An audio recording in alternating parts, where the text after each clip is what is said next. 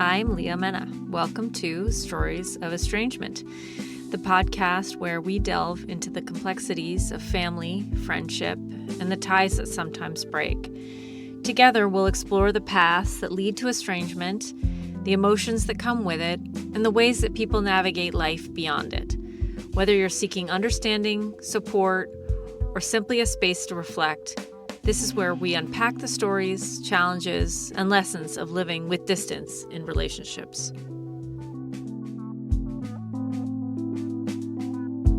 This is going to be a little bit different interview for me because we know each other. But some of these questions I probably have never asked you. So what would you like to say to introduce yourself? How would you describe what you're bringing here? My name is Heather, and I'm 48 years old. I am a mother of 3 children. I am a social worker and a person that has been in therapy almost my entire adult life and have spent and value my self-reflection and growing and learning and having awareness about my behavior, my actions, my emotions, the way I operate in the world. So it's really important to me that I understand when I am able how things came to be and how I orient around those things now. Mm-hmm. I do love that about you. Thank you. I do. I feel like that's true, but I don't think I've ever even said that about you in that way. Thanks. And I will preface this conversation to say that we have been friends for 30 years. Is that the truth now? That's the truth. We're 48. We met each other at 18. Okay. We gravitated right away on the first day of getting into those dorms. First day. We were there for soccer preseason. I saw your mom drop you off. Yeah. There in the room. Yeah.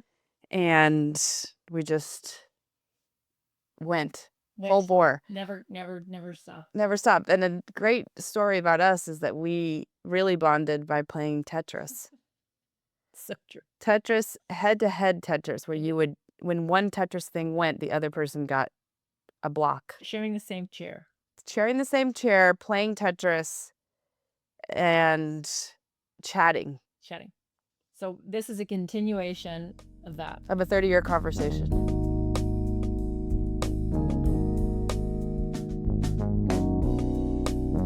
Okay, who is your estrangement with?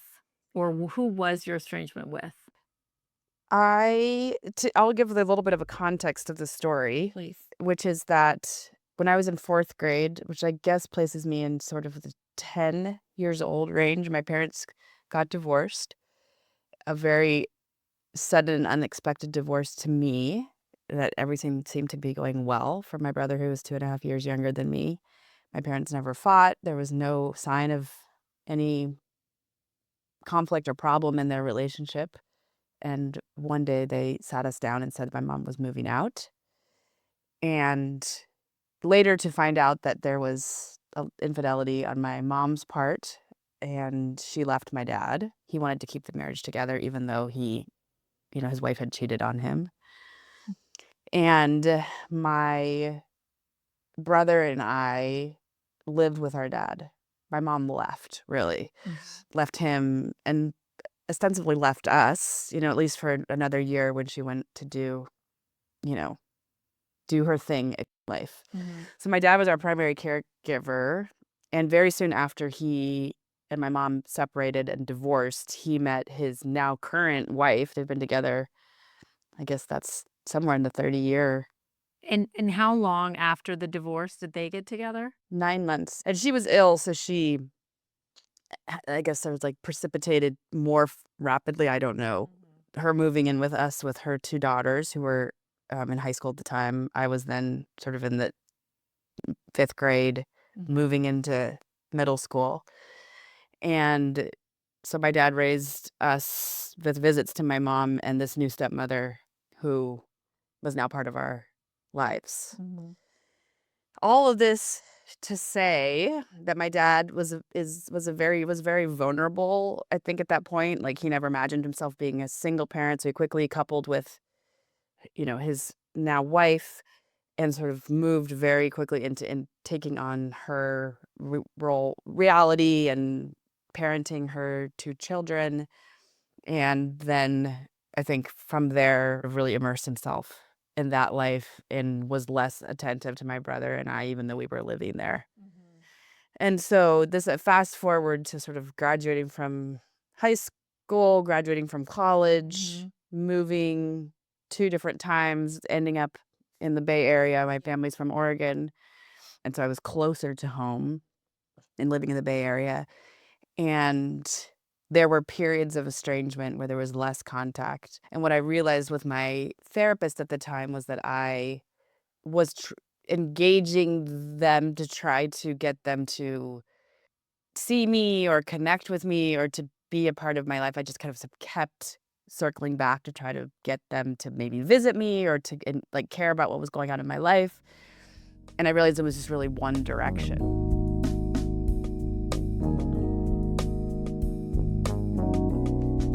Since I went to college at these Sunday calls, I was kind of required. There's an explicit thing that on Sundays I would call them. So I would dread these calls. Oh, you would? I would just be like, oh, it's pit in my stomach on Sunday to call them because it was always a very flat conversation.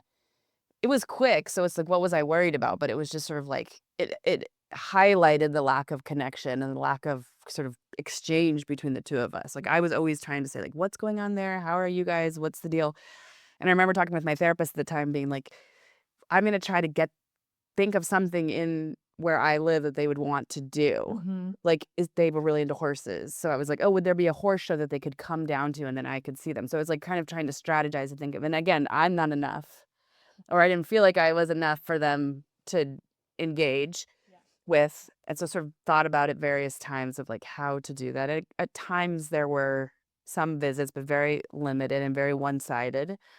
All the while, my dad and his wife were very, very engaged with her 2 daughters. Now he adopted them. And so they were visiting, holidays, gifts, support, all that sort of stuff. Vacationing, all sorts of things.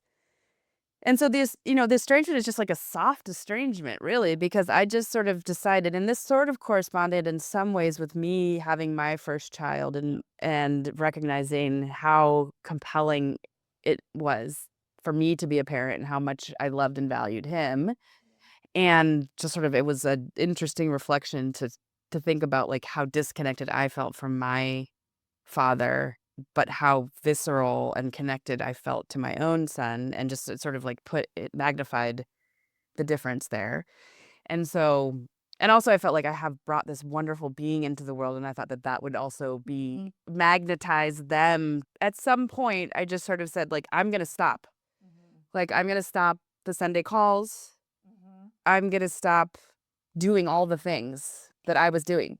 Did you process that with your therapist? Did you say, I'm just going to see what happens? Okay. Yeah. It was just sort of like, I didn't have this thing where like, I'm ending our connection or I'm stopping our relationship or like drawing some line in the sand. Like, until you do this, I'm not going to do this. Like, I just, on my end, again, I think corresponding with like becoming a new parent and how deeply enmeshed I was in that process, that I didn't have any more space to give to that. And I was like, if you don't want to deal with me, I'm not going to, I'm just going to stop. And everything ceased. Yeah. Like, from that point that I was like, I'm not going to give in to you or to try to engage you, then like everything just sort of like came to a standstill. Like, there was no engagement. Yeah, there was no conflict. No. I remember they would send, for a little bit of time, there was some gift sending that was like mismatched with what you do or what you engage in. But do you ever like think about what happened at that time, what their story was then? Yeah, I think about that often. I mean, I think that my dad is a complex person with limited emotional intelligence. He was a doctor. He's very sort of scientific and right-brained, and his capacity to reflect or speak from emotion or sort of understand a more nuanced dynamic. Again, there's a dynamic here of like, you're my biological father. Yeah. You have a wife that's taking you in a certain direction. She's like a very more complex person with a lot of insecurity and need for control. And so I represented a lot of things to her, and she sort of steered my dad away from it. Not to say that he doesn't have responsibility in attending to his daughter or engaging with me, right? But I wondered often what he made of it. Yeah. Right? Because family first, family's so important. Like this family was always sort of the narrative. And I think that I don't, again, it's hard as you think back over the years, like where you hear something or if you believe it or how you know it. But like, I think there was a lot of like, Heather's so busy. Okay. So that was maybe the narrative. And then my brother stayed in touch with everybody for the whole time. And he would say, I just don't understand what's happening with Heather. So he would say that to my brother. And so it was sort of like this confusion. But in confusion, he's not looking to ask a question to try to understand it or to reach out or to sort of engage or sort of pull me back in. So that was around how many years now? Like 10 years or Somewhere in that range. years, something? And I had heard during those periods that he had come down to the Bay Area and didn't, connect with me during that time. And I was always in touch with my brother, but I was very disconnected at that point from my two stepsisters. So my brother would keep me kind of in connection with what was happening, but not significantly. But I didn't, like, there was no holiday. We just didn't, I think it was 10 years that we didn't talk at all.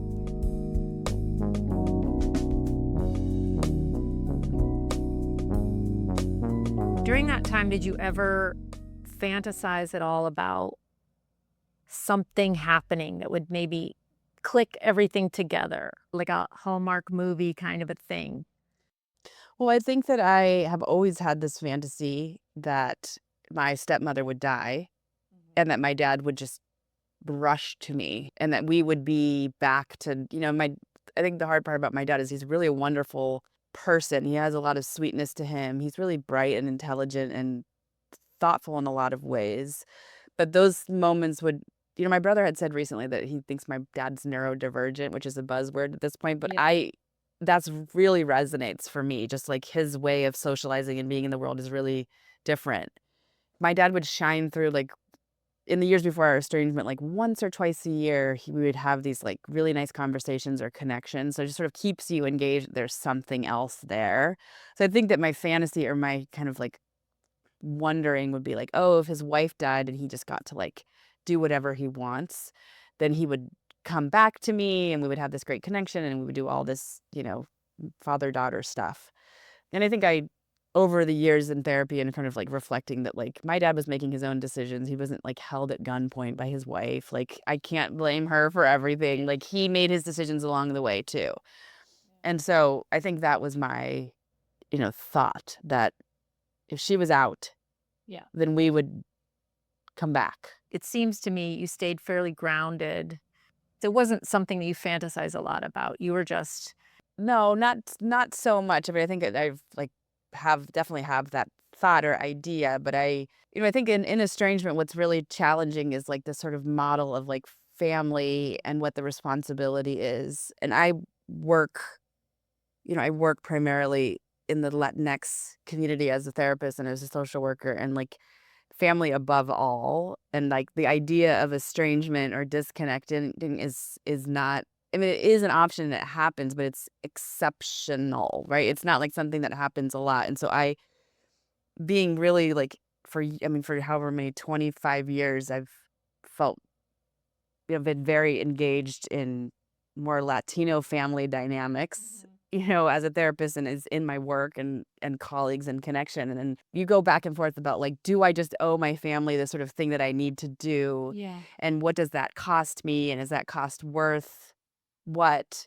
And am I being selfish? Am I not doing the right thing? Like, should I just be playing this role?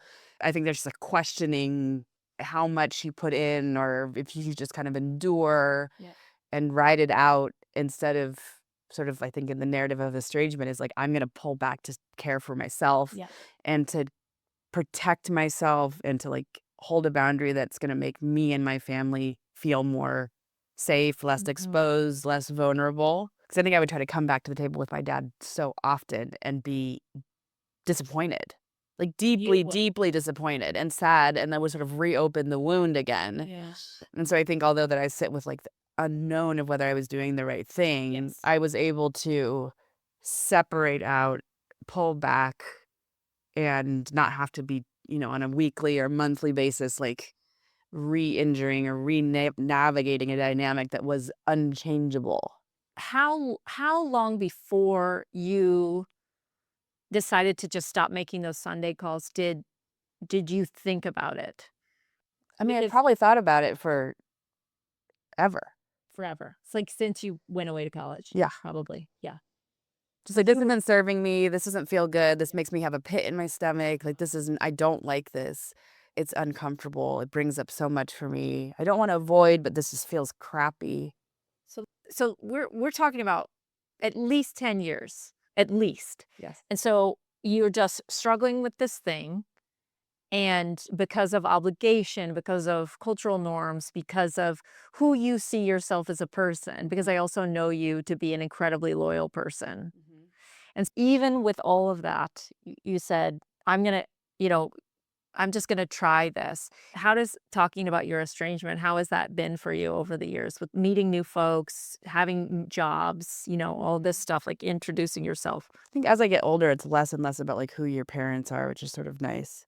I mean, I try to be like upfront and honest with people. Like, I think it's like I'm trying to model honesty and kind of vulnerability, even in like beginnings of relationships or connections, is like a get to know you thing. And so I think I would tend to be pretty honest just to say that, like, I'm not in contact with my dad and we have a complicated relationship. I might have a complicated relationship with my mom too, right? Yeah. Which in some ways I would like to be estranged from her too, but it's not an option. But then you think about, what does that say about you, right? It's like, I mean, I could turn that back on myself and I think like, oh, because there's always two sides to a story, right? And so it's like, I never take it at face value when someone says, oh, that person's horrible, or this is a bad situation. I would think like, oh, well, everyone's playing a role in these things. And so, I mean, I think about what my role is. And I think I would think often, we can talk about when I reconnected with my dad. I would think often during the period of like complete estrangement, again, soft estrangement, but like we didn't communicate at all. No big Is conflict. like, no big conflict, just not talking. Is like, would I be okay if my dad died today with what I've done? Like, will I be able to? And you can never tell, like, after someone dies, like, what will you feel? But I wanted to ask myself this often of like, do I feel like I have done all that I will want to do? Will I feel guilty? Will I feel shame? Will I feel like there's something left unsaid or on the table that I would have liked to tie up or acknowledge? And so I think I regularly check in with myself about like, have I, again, an unanswerable question. Yes. Right? But you're asking it. I'm asking it regularly because I don't want to just do it blindly or just be non-reflective or sort of like think I'm just barreling through this. I'm doing this. I've made my point. I'm too rigid. I'm not going to back off of it. Like, I want to always like hold the boundary with some softness so that I could reevaluate it or think about it again. Like, I don't want to be a person that's just like, this is the cutoff and I'm out. So I think I'm consistently, and I think hopefully in a healthier way, which is like, yep, I want to continue with this today. Yeah. But always being open for something to change if it made sense. I just wonder if just like being the person that you are and honest, you're able to share this in a way that doesn't sound like, not like I don't want to say pity party, but you know what I mean? Oh, I had a really bad childhood, like you've just never talked about it that way. I think you have tried to be fair. I will hope so. Well, but again, like I'm in, there are two sides, but I'm, like I only know your side. Wouldn't it be interesting for this podcast to interview both sides of it? Wouldn't it be interesting to get somebody else that's like on the, like, both sides of the estrangement and then really hear the two different sides? Yeah. Because yes, I'm sure, again, wondering about my dad's narrative, his podcast would last about 4 minutes. Maybe. Maybe if you would tell me about his other endeavors in life.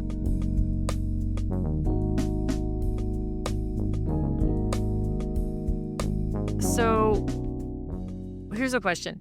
Would it be a red flag for you to be in a relationship with someone who really, when you were obviously maybe more estranged, that were really to push you, you really need to have contact with your dad. I really like, this is a value for me. I really don't respect this about you or something. I pride myself on being a person that was like receives feedback, and I get a lot of feedback from the people in my life. It's a whole peanut gallery of people that love to weigh in on things for me, which I receive. Sorry. It's okay. I need it. So I just can't really imagine any rigidity around that would work. Like I think we would just negotiate it. I mean, I think I would try to understand the perspective. You're so amazing. So tell me what happened that this estrangement cooled a little bit. So my dad retired from medicine, and I think there was like some kind of party or some kind of thing that was happening related to that. And so I wrote him an email, Okay. which I hadn't done. Again, my sort of approach is just like I'm ceasing this contact. So I wrote him an email and just said, it was like a very short email that was just like, I'm acknowledging that this must be a big milestone for you. Yeah. I want to tell you that I love you, that I don't have any hard feelings about the past, and that my door is open if you want to be in connection with me. Again, I think this is sort of like my don't want to feel like haven't done enough if and when he dies. So there was something about this milestone for you that it just felt really important to reach out. Yeah, I think that like just waiting for a moment or like this sort of maybe I wanted a moment and this felt like something that just sort of became available to me. Yeah. And And his work is very important to him. totally It's like his his identity. totally identity. So it's a big deal. He's never going to retire. Totally, going to work until, and then, what happened was that I think as physicians age, the like mental capacity or ability, and then there was something big thing in anesthesia that he was going to have to go do like massive training to be able to like engage in the new generation of medicine that was coming. Okay. And so he had to decide if like he's going to go for like months and months of training to this new thing or just retire. Okay. So whatever, he retired. I think it was hard, and it wasn't something that he really wanted to do, but felt like he maybe was pressured to do. I imagine it was really intense for him. And so I used the opportunity to sort of, maybe it was like niggling at me, like sort of like saying, wanting to just sort of, and maybe this is just for me or for my ego or for my conscience, just to like have said that I did the thing. Like I said, the door's open, because I didn't remind him over the years, like, hey, and I never said explicitly, I'm open for you to call me or to engage with me, but I'm just not going to do that for you. I never explicitly said that. I just stopped. Yeah. So we never had like a moment where I shared with him my personal agreement with myself or my decision making around our relationship. Yeah. I just stopped.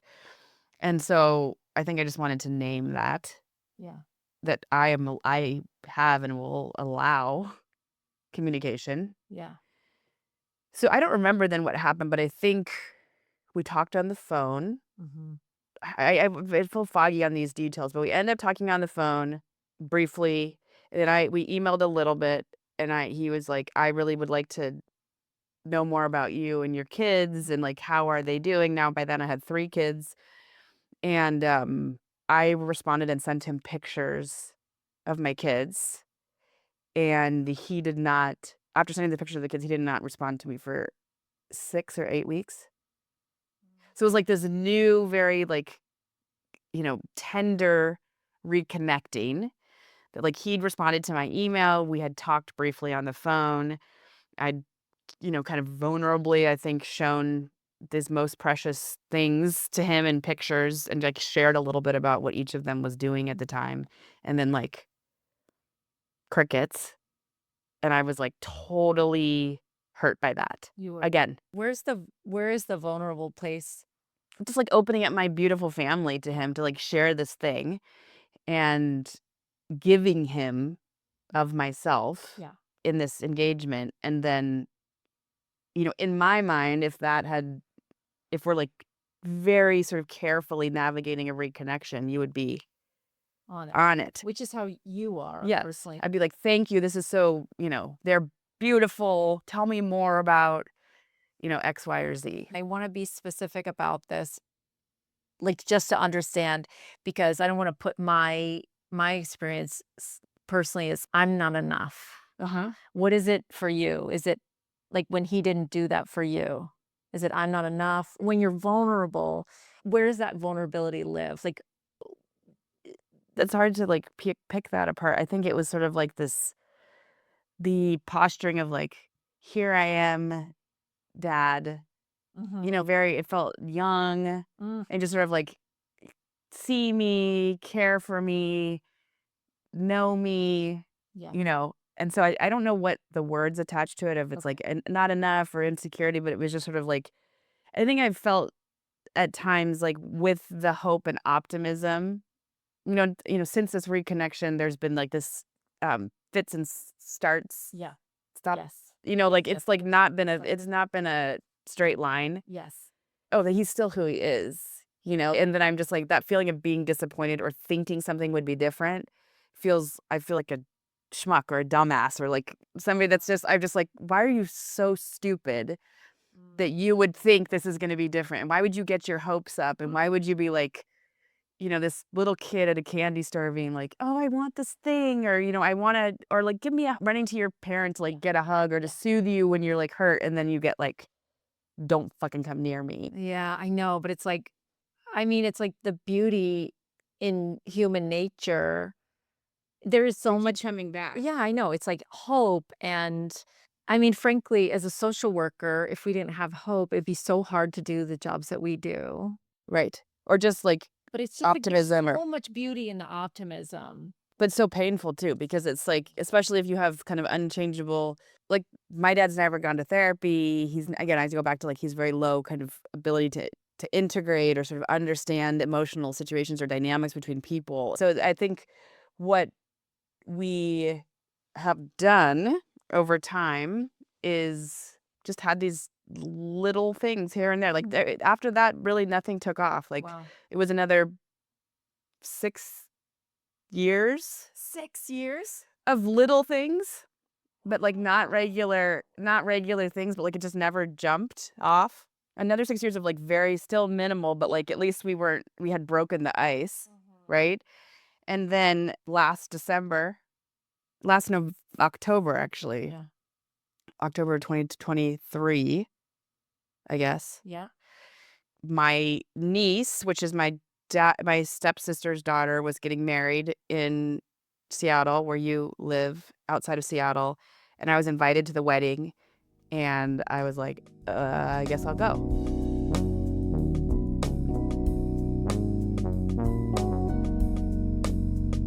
Again, I thought about like, oh, this is an interesting opportunity of something that's positive, Yeah. a marriage. It's not a funeral. It's not a weird gathering, for a talk. It's not a holiday that holds so much loaded stuff. It's like some celebratory experience that everyone's going to be focused on her getting married. I can come and be seen as someone that's like doing something positive, of showing up for the family. Yeah, you can dip your toe in the water, but you don't have to like do like a 3-day, No. like a Thanksgiving or a, Just yeah. pop in. And so I decided to go, and you came with me and my middle son, who was then 12, and it was terrorizing driving in there, if you can remember. I was, like, an hour away from your house in traffic, Yeah, it was and I was like, just alone. I want to like turn around. Like I want to exit. I want to go. I can't do this. And like I was just like gauging my own anxiety level of like walking into this whole family dynamic that I hadn't been a part of for, I guess now would be like 16. Like physically, you had not been a part of it. So Yeah. like you've had these communications with your dad, but like physically, you hadn't been there. Not with any of like my stepsisters or my stepmom, right? And so I walking in there, I was just like, it was so intense, somatically and emotionally. I wanted to flee, and I was just like, okay, I'm gonna do this, building up a lot of, you know, capacity, trying to like pump myself up to do it. Thankfully that you were there, and Boomba, my son, being there, like I don't know, something about he is like a buffer of cuteness and funniness that like kind of allows for things to like not be focused on me. Yeah. So it was nice to have him there, or the idea of him being there. Yeah, he's like really funny and like a powerhouse in his own right. He's a great person to be around. So then we did it. And people cried my dad cried when he saw me, and I was shaking in my boots, Yeah. and it happened. It was fine. Yeah, I felt like my experience of that is it was very generous, but also I've just known the weight of some of this stuff and it was intense. Like as a person that loves you deeply, there were parts of it that were very sad. Like, I even feel like the tears coming up in my throat. It just is like it's hard, It's like the day to day you can live with estrangement, but then when someone has what I feel like has rejected the person that I believe in with my whole heart and I love you so much. It's like to see that happen, and like to be in the presence of it. All of the dynamics that you've heard about for so long and that Yeah. And I see him sitting with your dad and I'm, getting him more water or whatever, but just like to And the added piece, thank you for loving me. That added piece is that my dad has Parkinson's, and now sort of like later stage Parkinson's, that he sadly was diagnosed with Parkinson's nearly right after his retirement. And so he's really stiff and uncomfortable and limited in a lot of different ways. Yeah. And so to see him after all of that time, as you know, the impact of the disease and his aging and all that, was lost during that time in terms of our connection, or his ability to like, more than anything, I feel like my kids are such gifts, and to like not he could have enjoyed so much, and they're so like adoring and loving to people that like he could have gotten so much from being a grandfather to them. Yeah. So he missed out on that. I missed out on him, like just sort of like holding the weight of like all the years that we missed out on.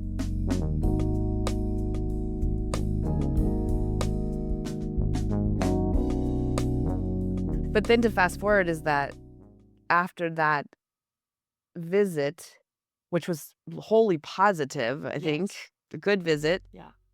I made the decision to go out to Oregon Yeah. and to spend like 3 days there. And I hadn't been to my hometown or to their house in forever, Yeah. right? And so we did that. My youngest, my daughter, and I went to Oregon. And the gift of this whole thing was that my brother and I and my daughter and his son drove in a car by ourselves with my dad, which, because of the control of my stepmother, it was just never an option that like we could get time alone with him. Like she would always kind of navigate and control that. And we'd have to do that in secret, or like catching these moments, because she was really trying to like keep him away. Yeah. I don't know. There was a lot of like controlling dynamics that were happening. So for whatever reason, she was like, you guys go with your dad. And so for the drive up, an hour and a half, and the drive back, my dad just told us all of these stories about his childhood, about his relationship to my mom. We didn't really touch on any of our estrangement. I don't know why. It sort of felt, I didn't really ask about them. I was sort of like allowing him to roll with what he wanted to talk about. And it was an amazing gift to be able to be with him Yeah. for that period of time and like share that in his like life story. And my brother was saying at times, he's like, oh my, I mean, again, us as therapists and like people that ask questions and like want to get into like the feelings and the whatever. My brother was like, oh my God, Heather, like, you're so annoying. Like, why are you going to this deep level? And then at the end, he was like, it was kind of good. Yeah. It was kind of good. It was kind of fine, but it was uncomfortable at times. Yeah. But then my dad was so grateful. He was like, thank you so much for letting me explore these things. I don't really talk to anyone about this stuff. And so it's like really helpful. I mean, he was really grateful that we asked him questions and we sat with him for this stuff.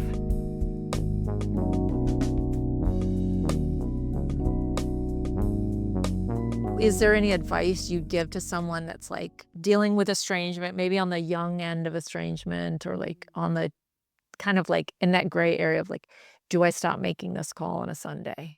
Right. I don't know. Do you have any thoughts about people, or do you feel like your experience is too for people, or do you feel like your experience is just so unique? No, I don't think my experience is unique. I just don't think there's like a one size all fits all. Okay. I think it's hard to give advice or to think about it. I mean, baseline, I think that it's important to be working with a therapist or a person that's outside of your family system, Yeah. that's at a more objective voice that can help you weigh the different sides and costs and benefits and like what is needed Yeah. so that you're making a really aware and connected decision around it. I do, strongly think that like there are situations in which we need to disconnect and set boundaries because the relationships aren't serving us or they're hurting us Yeah. or they're, making our lives really painful, Yeah.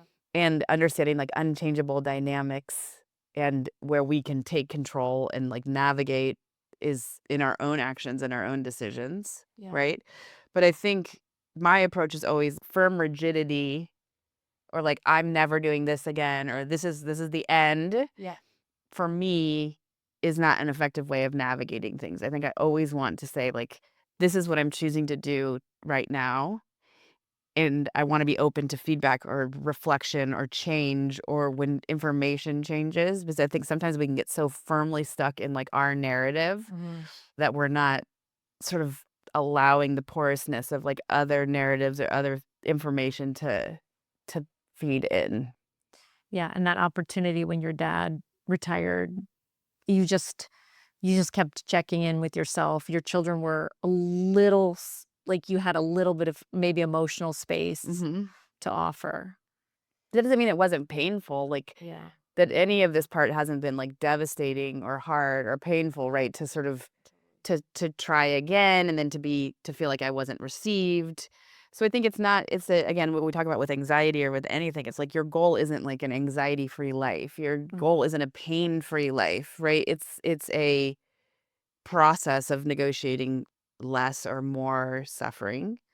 And sometimes moving towards something feels painful in the moment, but it yields a great, reward, or you gain something from it, or you gain new information. Yeah. So I wonder too about like testing the waters at different points in an estrangement, how people integrate, like just even the thought of it. Yeah. What would it be like to reach out to this person? If you don't ever do it, that's fine. But like to consider that question Yeah. is a way of like, That's a yeah. hell no, no No, way, right? no way. Or like, Okay. maybe I'm a little bit more of a stronger place in myself Mhm. that I feel like I can withstand some stimulus here, or like I could hold my ground, or I could set a boundary in this relationship that I couldn't set before Yeah. about the way someone talks to me or like how I'm engaging in the situation. Yeah, and so, like, as you're taking space, how do I feel about this today? And also to think about how much time has gone by. Time moves quickly, right? And it's like before you know it, I think my parents are at a point where they're in their late 70s, Yeah. and as our parents get older, we all age, like our capacity to navigate emotional dynamics gets more and more limited, right? For some people, Yeah. whether it be through dementia or mental illness or all sorts of different reasons, right? And so I think making my peace with like, I'm not going to have what I would call like a come to Jesus moment with my dad, Yeah. where we're like, I'm sorry, I'm sorry, A cry. it's just not, no catharsis is going to happen. Yeah, I know. So I have to do it on my own, do my own work around it, and hope that my decision making has, Yeah. again, it's not going to be perfect. And there's going to be ways I imagine that I will regret how I've done things, or who knows if he does. But in the end, it's not a perfect life, right? It's just like a practice Yeah. that we're trying, day in and day out to try to, find some kind of space that feels like we're living in authenticity or sort of being right with ourselves. Yeah, I love that. Yeah, it's not a firm place. For some people, maybe it is like very you can have this clear boundary. And what would a Right. firm boundary be? Like for me, it would be like physical safety Yeah. or emotional abuse. Again, that can be like fuzzy too, to like what that Yeah. really looks like. Or, there's different situations in which, again, I will go back to like no one size fits all, of course, but like there's going to be situations in which like you need to close You need to close a door firmly because a person can't handle like a soft from door multitude of closed. reasons. Right. Well, I thank you. You're welcome. Thanks for doing this. You're a guiding light in the world of estrangement. Thank you. I love you very much. Love you too. Today's episode brought to you by producers and editors Leah Mena and Chris Mena. Music by Finn Herman. Thank you for joining us on Stories of Estrangement. We hope today's conversation has offered you insight, comfort, or a fresh perspective. If you'd like to share your story or connect with our community, visit us on our website, storiesofelstrangement.com, or leave us a message at 1-844-ESTRANGE. That's 1-844-378-7264. Don't forget to subscribe, rate, and review the podcast. It helps us reach more listeners like you. Until next time, remember, healing and understanding are journeys, not destinations.